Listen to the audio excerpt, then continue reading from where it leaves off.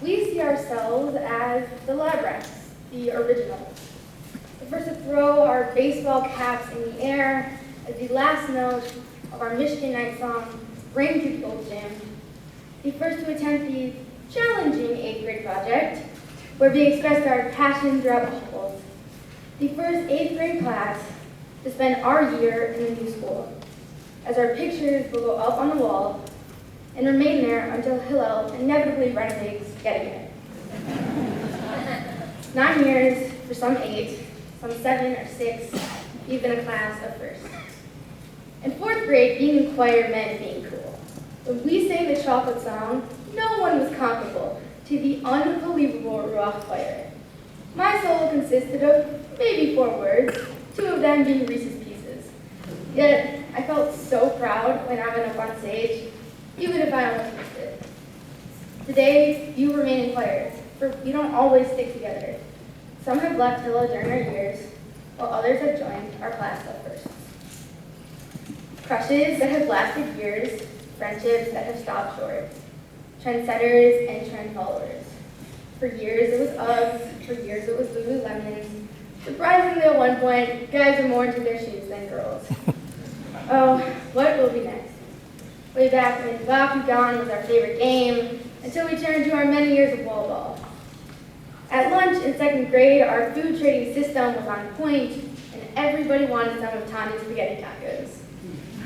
Or when we labeled ourselves as dating each other in 6th grade, yet eye contact was the majority of those relationships. Our days of Beauty and the Beast and Technicolor Dreamcoats are behind us, yet we will always reminisce about those wonderful times. Despite all our differences, we've come together in times of epic leaf-throwing fights on the 6th grade Shabbaton, or when we miraculously won tug-of-war in last year's Spirit Week. And we can all call ourselves survivors of the 2015 Shabbaton apocalypse. I'm sure everyone remembers that one. We pulled off foreign plays where our grandparents will still say, "This is the best play we've ever seen." U.S. geography was a masterpiece whose lyrics will always remain in our hearts.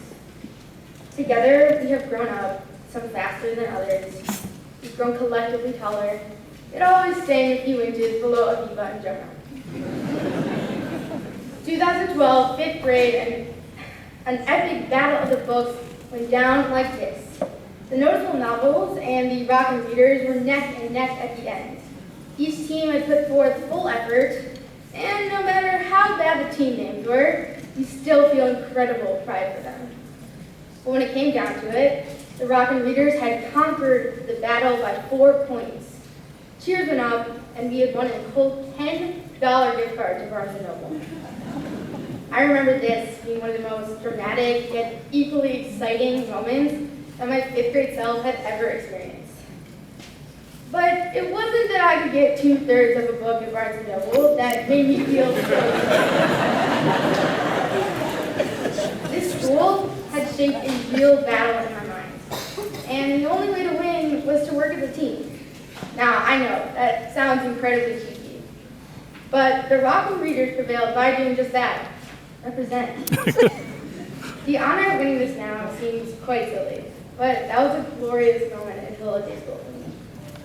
In my time at Hillel, kids from around the world have added to our class of firsts. Israel, Canada, California, Seattle, Philly, Florida, New York, and the final class of 2015 is so much more than the 50 of us, but our friends that have moved on as well. 50 kids, exactly. We have gone on adventures with each other. Being in this class of 50 kids, I have learned what it is like to have more than a best friend, to have won too many bar mitzvah parties, and have closer relationships with my teachers every year. In this class of 50 kids, this class of firsts, everyone matters, even if everyone is not close friends. Hillel has shaped us in both its new and old colors. We will always remember our Hebrew teacher in 1st grade, or Ariel the lion, and the red balloon in our Hebrew books. Our many years of Yom HaAtzmaut celebrations and the delicious cake brings back cherished memories. And even when we didn't fully understand, we still wore black and white on Yom HaZikaron. Our roots have grown with us through our years at Hillel, through Passover seders and Siddur parties. In our foreign costumes, we have booed Haman, even when the power went out in the middle of our Megillah reading. Our Jewish history has seeped into our lives at the school for the better. Though we may not have always been enthusiastic in our learning of Torah, rabbinics, Hebrew, and the Holocaust, we have managed to fit our history into our daily lives. Every day since kindergarten, I have learned a language, something I find pretty unbelievable. This source of culture draws a bridge for me to Israel, a bond I will never lose.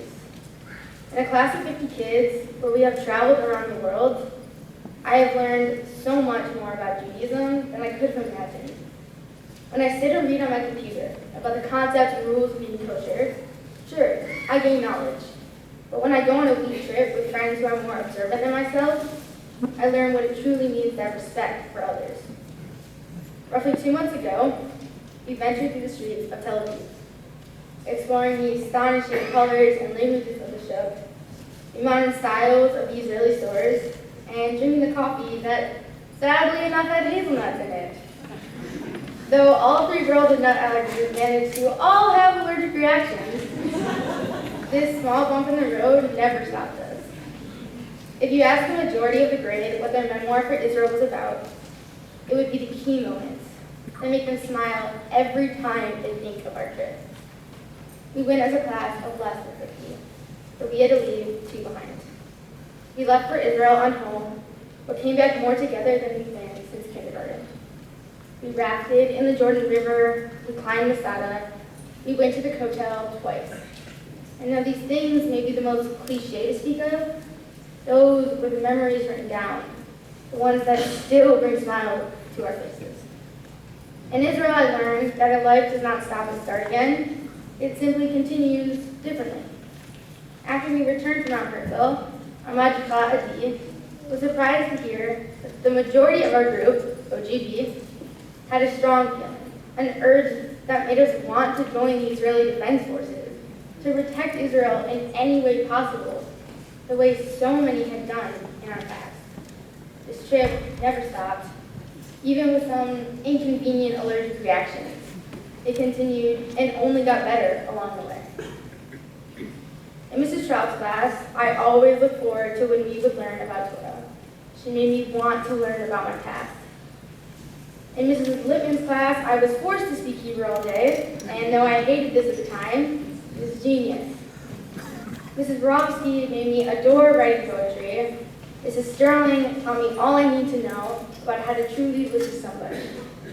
Mrs. Radner taught me as a 4th grader the shame I felt for ever having slaves in our country. Mrs. Gaba gave me chocolate when I memorized the Mishnah in her class every day. Mrs. Reesner has given me the best grammar song in existence as future guidance. Mr. Benning has given me the key to studying. Study smart, not hard. Mr. Culler has dragged me into his undying love for history. These are our teachers. Some are gone, but some have remained. They have given me more than I know how to return. This class of first is not a class without them. We are not a class without this building. We are not a class without our parents who gave us this community, without our cliques, without our inside jokes. We are not a class without our class teachers, both loved and hated. We are not a class without our memories. We are not a class without each other. The first day of kindergarten, I wore a Cinderella sweatshirt to school, and I was adorable. You might ask, what happened to that cute little girl in the pigtails? Well, now you know the story. Thank you.